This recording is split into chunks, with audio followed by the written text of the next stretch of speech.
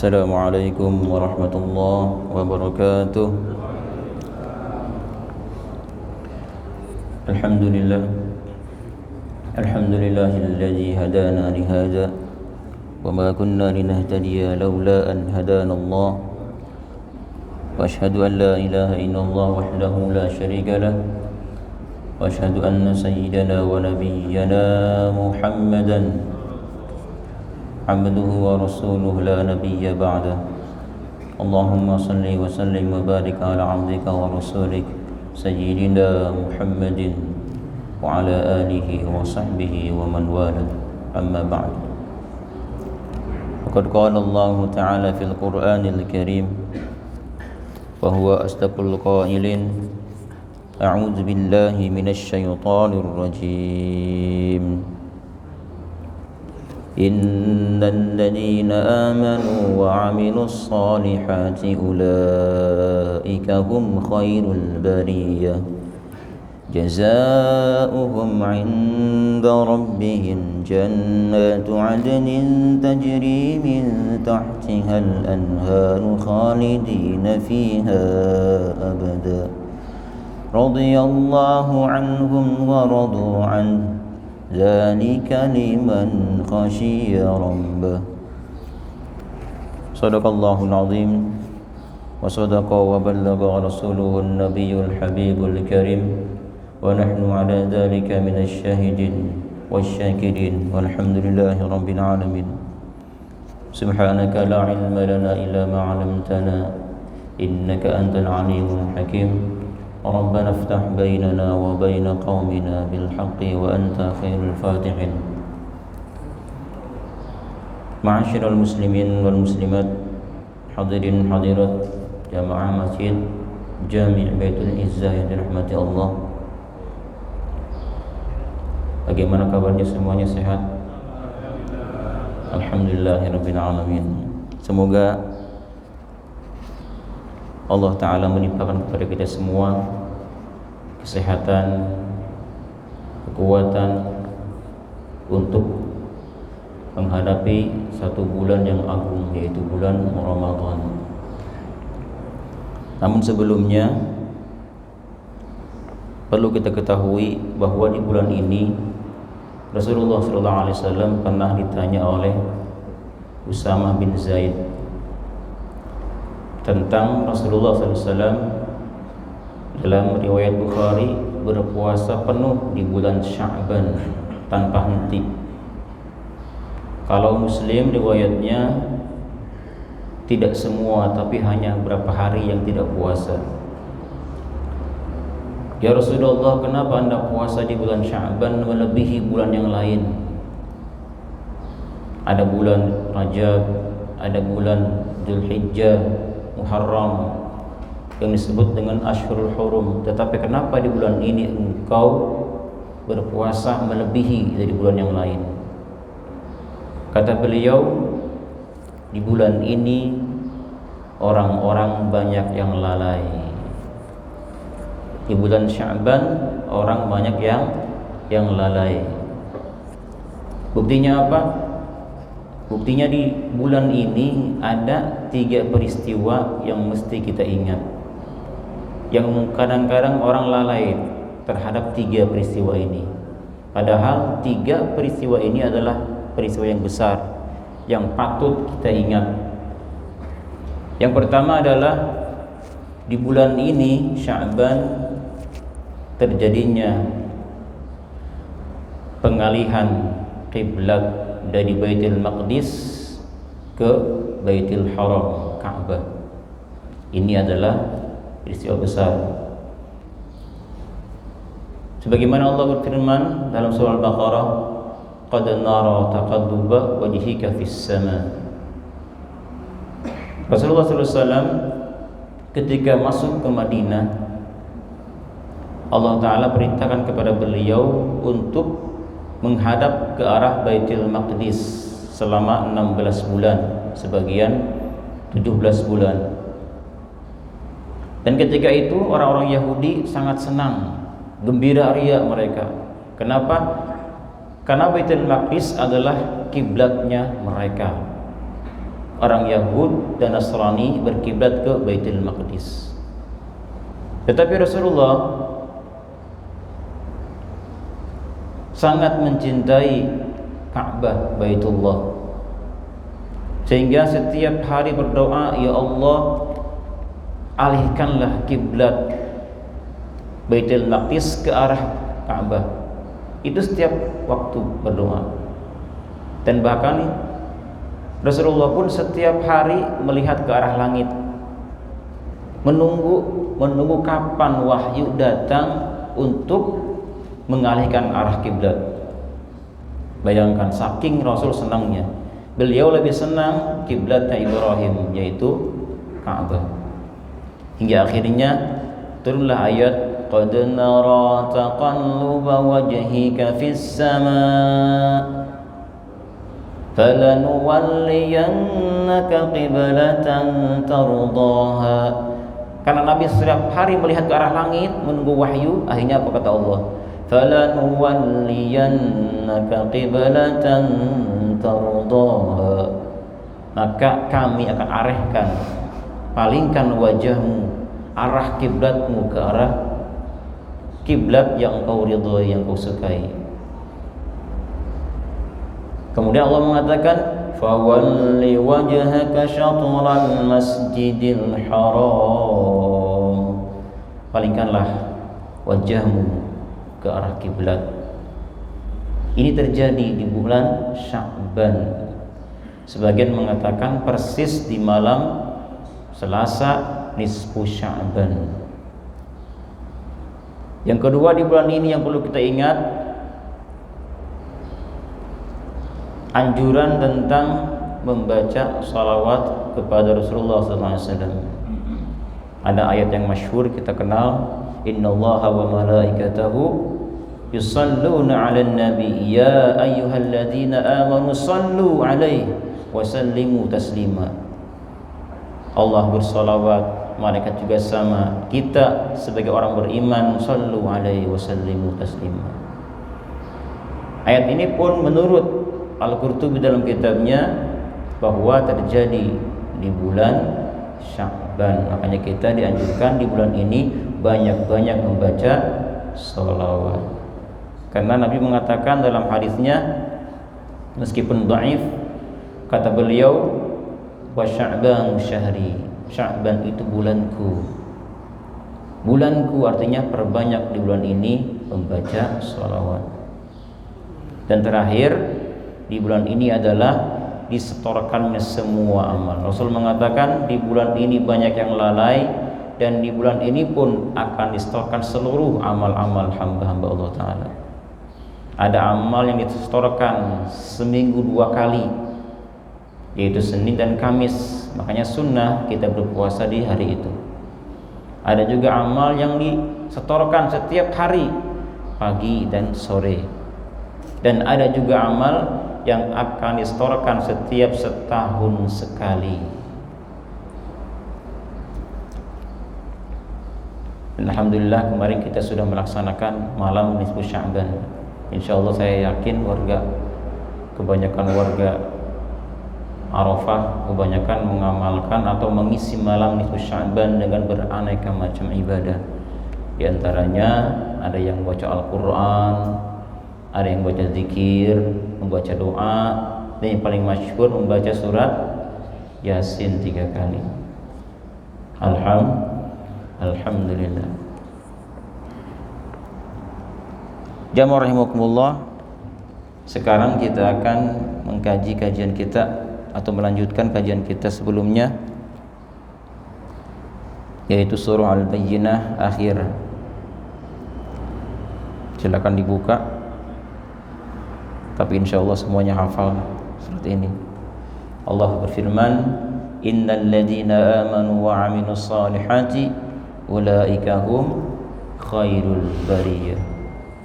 Sesungguhnya orang-orang yang beriman dan beramal saleh, melakukan kebajikan, ulaika hum khairul bariyah, merekalah makhluk yang terbaik. Jazaohum 'inda rabbihim jannatu 'adnin, Balasan mereka ialah di sisi Tuhan mereka jannatu adnin, surga Aden. Khalidina fiha abada, mereka kekal di dalamnya. Radhiyallahu anhum wa radu an, Allah ridha terhadap mereka dan mereka pun ridha terhadapnya. Zalika liman khasyiya rabbah, yang demikian itu untuk orang yang takut kepada Allah Ta'ala, kepada Tuhannya. Jamaah rahimakumullah, dalam ayat ini Allah mengawali dengan kata inna. Innal ladzina amanu, ada inna, tidak mengatakan alladzina amanu wa amilus shalihat, tapi innal ladzina amanu. Ini pertanda bahwa orang yang mendengarnya ada sedikit inkar terhadap orang beriman dan beramal soleh adalah makhluk yang terbaik. Kalau kita lihat Al-Bariyah ada dua pengambilan. Seandainya Bariyah diambil dari kata Bara'a ya bara'u bar'an, artinya makhluk. Bara'allahul khalqa, contohnya bara'allahul khalqa, Allah telah menciptakan makhluknya. Berarti di sini mencakup semua makhluk termasuk malaikat. Jadi orang yang beriman dan beramal soleh, merekalah makhluk yang terbaik. Dan dasar ayat ini, sahabat Nabi yang bernama Abu Hurairah mengatakan bahwa orang-orang beriman beramal soleh bisa mengalahkan kedudukan malaikat. Kalau diartikan dengan bariyah, asalnya dari baro'a. Makanya sebagian ahli qiraat membaca bariyah di sini tidak memakai ya, tetapi pakai hamzah sebagian. Jadi bari'ah, bukan bariyah. Namun kebanyakan ahli qiraat menggantikan hamzah dari baro'a atau bari'ah menjadi ya bertasydid, bariyah. Ini kebanyakan karena pengambilan suku kata bariyah dari baro'a, hamzah bukan iya. Jadi kalau kita artikan bariyah di sini maknanya makhluk, itu mencakup semua makhluk Allah Ta'ala termasuk malaikat. Yang kedua, kalau bariyah diambil dari kata baro ya beru barwan, berarti maknanya adalah bukan makhluk tetapi tanah. Nah, berarti orang beriman beramal soleh, mereka lah makhluk yang diciptakan dari tanah yang paling baik. Berarti malaikat tidak termasuk dalam ayat ini. Jadi masalah malaikat lebih utama daripada manusia atau kebalikannya, khilaf antara ulama. Namun akidah Ahlus Sunnah wal Jamaah mengatakan bahwa manusia lebih tinggi derajatnya daripada malaikat. Tetapi yang mana dulu? Makhluk termulia adalah ulul azmi, yang pertama tingkatannya. Ulul azmi ada berapa? Ada 5. 1 Muhammad, tertibkan 1 Muhammad, termulia makhluk. Yang kedua Nuh, ketiga Ibrahim, keempat Musa, kelima Isa bin Maryam. Isa ini adalah ulul azmi, malaikat nabi yang paling banyak menahan kesabaran dari semua perbuatan kaumnya. Disebut dengan ulul azmi, orang-orang yang sangat-sangat sabar dalam menghadapi kejahatan kaumnya. Inilah 5 makhluk yang paling terbaik. Yang pertama baginda kita Muhammad SAW, Nuh, Ibrahim, Musa dan Isa. Dan ini diterangkan dalam Al-Quran. Allah mengatakan dalam Al-Ahzab, wa idz akhadna minan nabiyyina minka, untuk nabi, wa min Nuh wa Ibrahim wa Musa wa Isa bin Maryam. Ada 5 nabi. Setelah itu tingkatan kedua adalah ada 10 sahabat yang diberikan kabar masuk surga. Yang 6 lagi lah makhluk termulia setelah ulul azmi. Bukan. Yang kedua adalah para rasul. Tingkatan kedua yang paling mulia adalah para Rasulullah sallallahu alaihi wasallam. Utusannya Allah yang berjumlah 313. Ini adalah kedudukan yang kedua.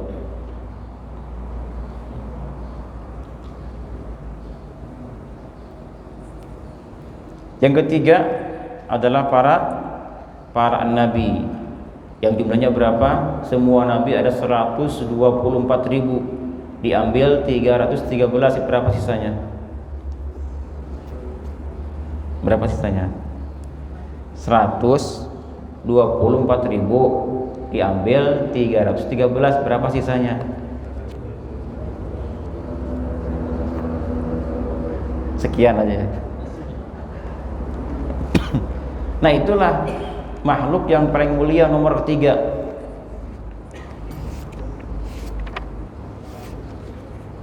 Setelah itu tingkatan makhluk yang keempat yang paling mulia adalah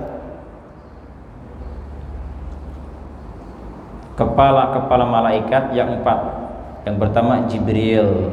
Siapa yang 4 ya? Jibril, kedua Mikail, ketiga Israfil, keempat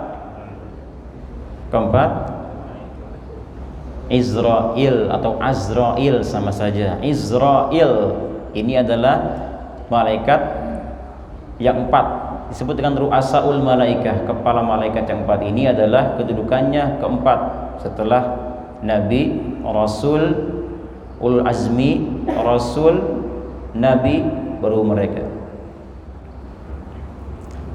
Dan ini diterangkan dalam kitab Nihayatuz Zain. Beliau adalah yang mengarang Asy-Syaikh An-Nawawi Al-Bantani.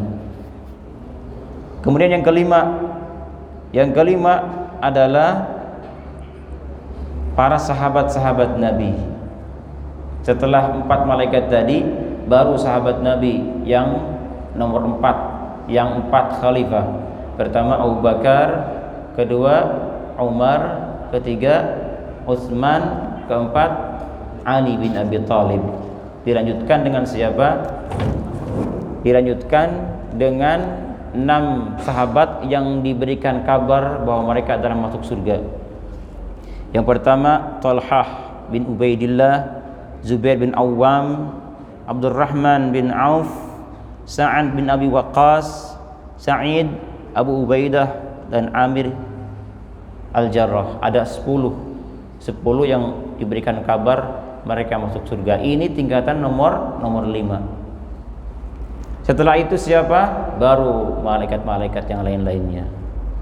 Malaikat-malaikat pemegang arasy misalnya, atau karobiyun, muqarrabun, dan lain-lainnya. Termasuk malaikat yang ada dalam kubur, Munkar Nakir, Malik Ridwan. Ini tingkat nomor 6. Setelah itu adalah para sahabat-sahabat Nabi yang disebut dengan sahabat Ahlul Khayzuran. Ahlul Khayzuran, mereka adalah orang-orang yang dulunya berdakwah secara sirri di Mekah. Tidak pernah berani berdakwah secara terang-terangan, sembunyi-sembunyi.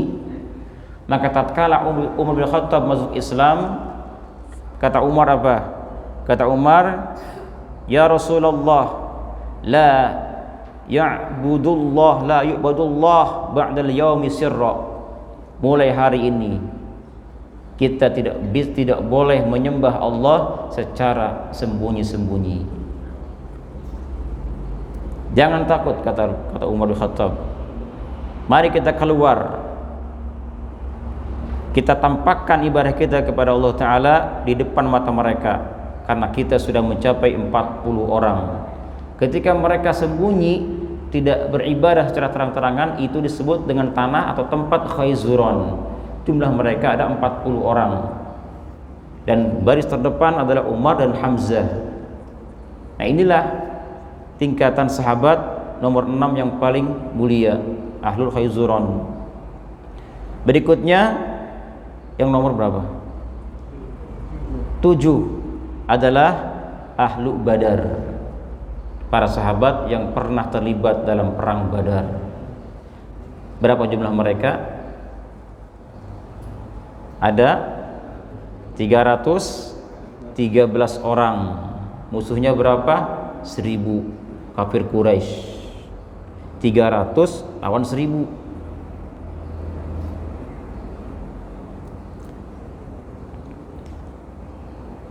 Dan dari sahabat ketika itu ada yang meninggal 14 orang. 6 orang dari Muhajirin dan 8 lagi dari Ansor. Berikutnya setelah ahlu Badar, tingkatan berikutnya adalah ahlu Uhud yang pernah terlibat dalam perang Uhud. Jumlah mereka ada 700 orang atau sahabat. Yang wafat ketika itu ada 70 orang. 700 orang ini menghadapi kufar sebanyak 3000 jumlahnya. Ini ketika yang ke-8. Dan terakhir adalah yang paling mulia, sahabat-sahabat ahlu Hudaybiyah, sahabat yang pernah dibaiat oleh Rasulullah SAW di bawah pohon ketika mereka dihadang oleh kafir Quraisy untuk melaksanakan ibadah umrah, lalu mereka semua dibaiat oleh Rasulullah SAW. Dan jumlah mereka ketika itu ada 1400 sahabat yang dibaiat. Itulah tingkatan sahabat yang termulia.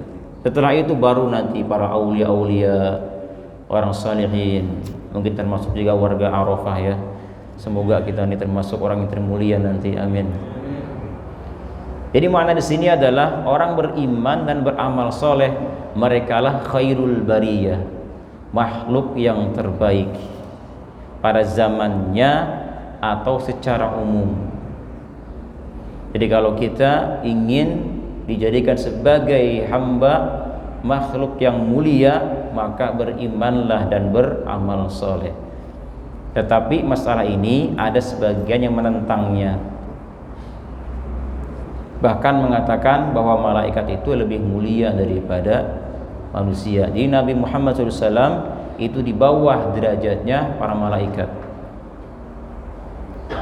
Nah, oleh karena itu dalam ayat ini Allah memperkuat dengan ucapan innalladzina amanu, sungguhnya orang-orang yang beriman beramal soleh, merekalah sebaik-baiknya makhluk.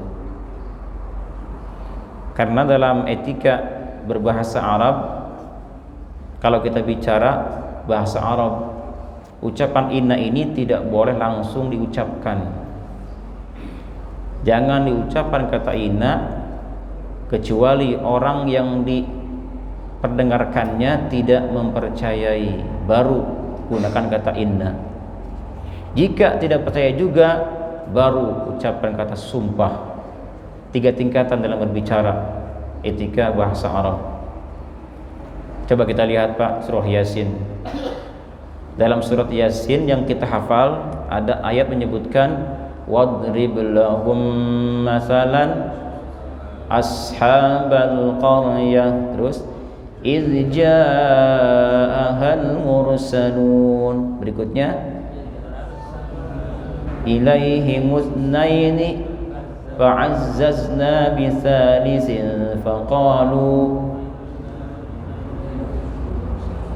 Ketika Pak Rasul datang kepada satu kampung, ada 2 asalnya. Mereka mengatakan nahnu mursalun, tanpa menggunakan inna, nahnu mursalun, kami adalah utusan Allah Ta'ala. Bahkan ucapan ini diperkuat oleh Rasul yang ketiga.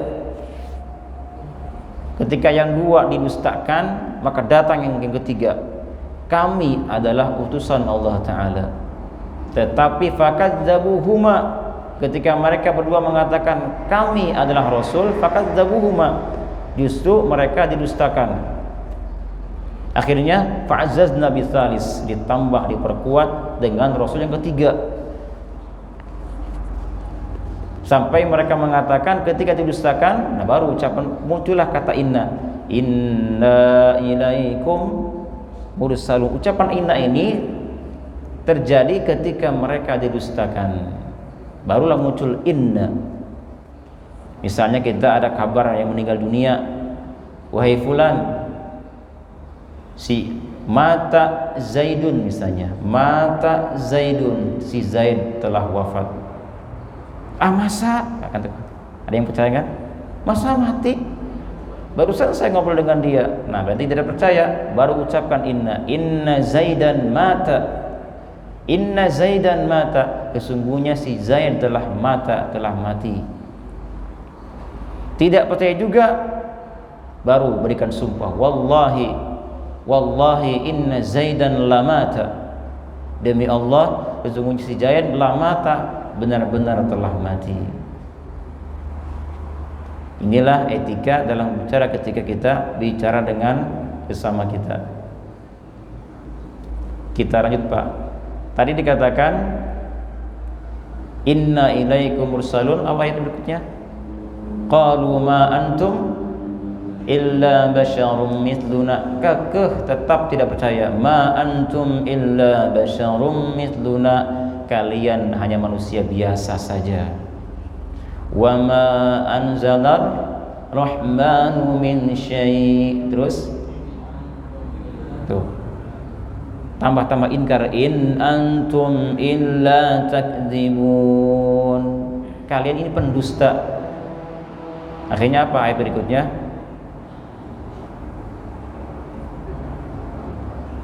Terus apa ayat berikutnya apa? Wa ma terus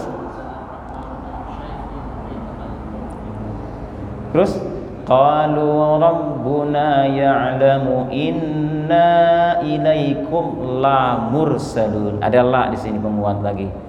Ketika yang ketiga ini didustakan, maka keluarlah kata sumpah, inna ilaikum la mursalun. Inna satu, kedua la ini penguat sumpah, la mursalun, wallahi inna ilaikum la mursalun. Jadi 3 tingkatan dalam berbicara. Nah, makanya di sini dalam ayat ini ada kata inna sebagai penguat ayat ini. Innal ladzina amanu wa 'amilus salihati ulaika hum khairul bariyah. Mereka lah makhluk terbaik. Makanya pakai inna, diperkuat agar orang-orang yang ragu tentangnya bisa meyakininya. Berikutnya di sini ada kata alladzina amanu. Sesungguhnya orang-orang yang beriman dan beramal soleh. Kalau kita bicara iman secara bahasa adalah mutlaqut tasdik. Artinya percaya terhadap siapapun, kepada nabi atau selainnya, itu namanya iman. Ketika kita percaya ucapan seseorang meskipun dari orang yang tidak baik, itu namanya iman secara bahasa. Dulu pernah terjadi pada zaman Nabi Yusuf alaihissalam, ketika Yusuf dilempar ke sumur oleh saudara-saudaranya, lalu mereka datang ke bapaknya Yakub sambil membawa pakaian yang dilumuri darah serigala. Mereka berkata bahwa kami berlomba-lomba sampai kami lupa Yusuf tertinggal bersama dengan harta benda kami, lalu dia dimakan oleh serigala. Lalu kata mereka, wa ma anta bimu'minin lana walau kunna shadiqin. Wa ma anta bimu'minin, dan mungkin engkau tidak beriman kepada kami. Iman kan? Ini iman secara bahasa.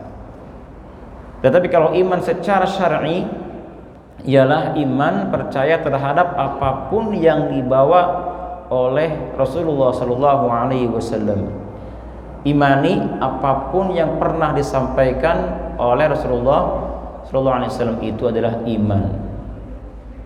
Dan iman di sini terdapat ada iman yang memang percaya karena ada ilmunya, ada iman dilandaskan karena kita ikut-ikutan. Nah, oleh karenanya martabat iman dibagi menjadi 5 martabat. Yang pertama ada iman taklid. Kedua iman ilmu. Yang ketiga iman ain atau ain. Yang keempat iman hak. Dan yang terakhir iman haqiqah. Apa bedanya? Kalau iman taklid yang pertama adalah seseorang yang beriman kepada Allah Ta'ala, kepada Rasul berdasarkan kata orang, ikut-ikutan karena ibunya bapaknya Islam maka dia pun Islam, bapak ibunya gurunya iman kepada Allah maka dia pun iman kepada Allah. Bukan iman berdasarkan dalil, itu namanya iman taklid. Nah, para ulama-ulama berselisih tentang orang yang imannya taklid saja. Bagaimana kamu iman kepada Allah? Apa dalilnya? Oh, dalil saya adalah karena bapak saya beriman Islam, guru saya pun sama, bahkan saya tinggal di tempat Islam. Ini namanya iman taklid. Sebagian mengatakan iman taklid itu tidak sah, artinya tetap dihukumi sebagai orang kafir. Sebagian mengatakan sah-sah saja iman taklid. Kasihan kalau dikatakan imannya iman tidak sah, banyak yang kafir dong. Yang ketiga, ini yang sahih. Jadi orang iman sebatas taklid, kalau dia ada kemampuan untuk mengambil dalilnya tetapi dia tidak mengambil, maka dia berdosa kepada Allah Ta'ala. Jangan sampai kita ada di derajat ini. Oleh karenanya dari mulai kecil kita dibimbing oleh orang tua kita, guru kita tentang iman kepada Allah yang isinya sifat 20 Pak ya. Sifat 20, mustahilnya 20, satu jaiznya. Kemudian para rasul berapa sifat wajibnya, ada 4. Kemudian mustahilnya ada berapa? 4 juga. Jaiznya berapa? 1. Itu kita didik dari kecil. Coba kita baca sama-sama sifat 20. Wujud idam baqa mukhalafatu lil hawaditsi qiyamuhu binafsihi wahdaniyah qudrah iradah ilmun hayy sama' basar kalam qadiran muridan basiran mutakal. Masih hafal? Ini akidah kita Ahlussunnah wal Jamaah. 20 sifat yang wajib kita tanamkan dalam diri kita. Sifat yang wajib bagi Allah ada 20 sifat yang tadi. Mustahilnya berarti lawan dari 20 ini. Yang pertama iman taklid. Yang kedua ada iman ilmu, yaitu imannya seorang didasari dengan ilmu. Ada ilmunya. Bagaimana Anda mengenal Allah Ta'ala? Karena saya kenal Allah Ta'ala dengan sifat-sifatnya. Sifat wujud, qidam, baqa sampai selesai. Berarti imannya orang ini adalah namanya iman ilmu, iman yang dasarnya ilmu. 2 iman ini sebatas hanya mengenal Allah Ta'ala luarnya saja.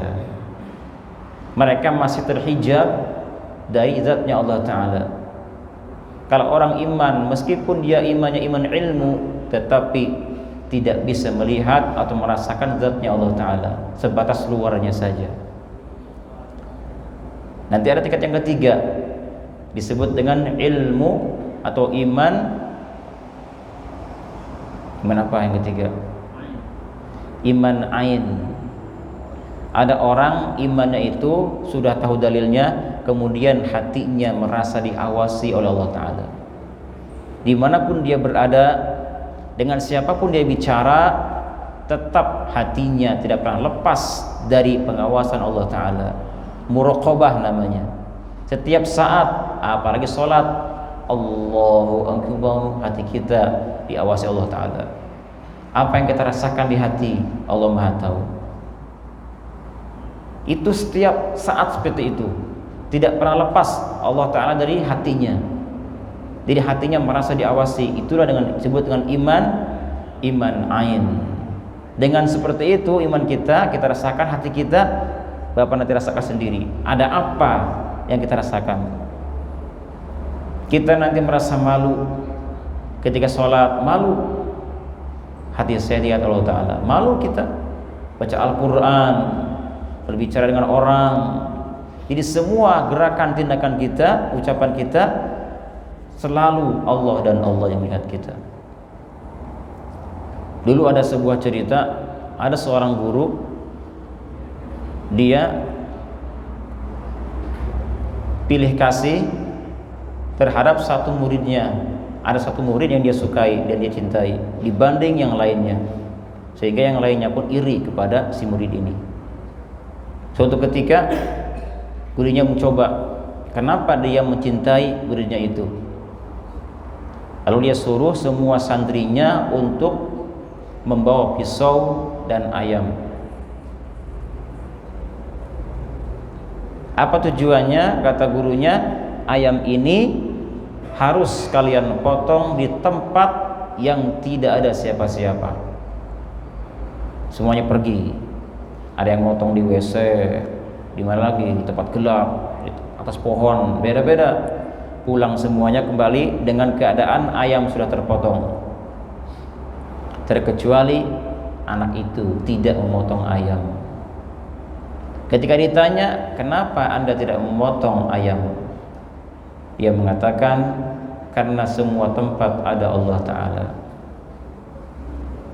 Tidak bisa lepas Allah dari hatiku. Semuanya ada Allah Ta'ala dimanapun berada. Makanya saya tidak berani memotong ayam di tempat yang tidak ada siapa-siapa. Itulah orang yang sudah tinggi derajat imannya. Jadi kita upayakan, biasakan setiap hari, setiap saat hati kita merasa dilihat oleh Allah Ta'ala. Nanti rasakan sendiri apa yang terjadi terhadap diri kita. Yang keempat, iman hak. Lebih tinggi lagi ini Pak, ialah imannya seorang yang merasa melihat Allah Ta'ala di setiap perkara. Kalau tadi hati kita diawasi, kalau ini tidak, kita melihat, merasa melihat semuanya Allah Ta'ala. Di depan kita ada apa, di belakang kita, di atas, semua Allah Ta'ala. Tidak lepas. Untuk tingkatan ini, dia tidak akan pernah takut dengan api, dengan racun, dengan senjata tajam. Kenapa? Karena semua dari Allah Ta'ala. Api tidak membakar, pisau tidak melukai, bom tidak menghancurkan. Kenapa? Karena semua dari Allah Ta'ala. Itu yang dia rasakan. Semua perkara dia lihat seperti itu, Allah Ta'ala. Tidak ada yang takut bagi dia, apalagi syaitan ya.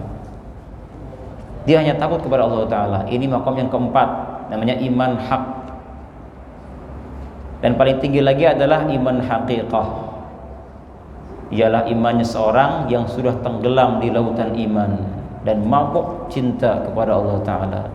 Ibaratnya seorang yang sudah masuk ke dalam laut dan dia tidak bisa melihat di mana ada pantai. Itulah ibaratnya seseorang yang sudah tebal imannya, sudah tidak melihat siapa-siapa lagi, tidak melihat makhluk Allah Ta'ala.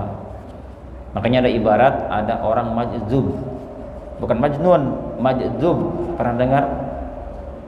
Ada majnun, ada majzub. Kalau majnun orang gila, gila terhadap dunia.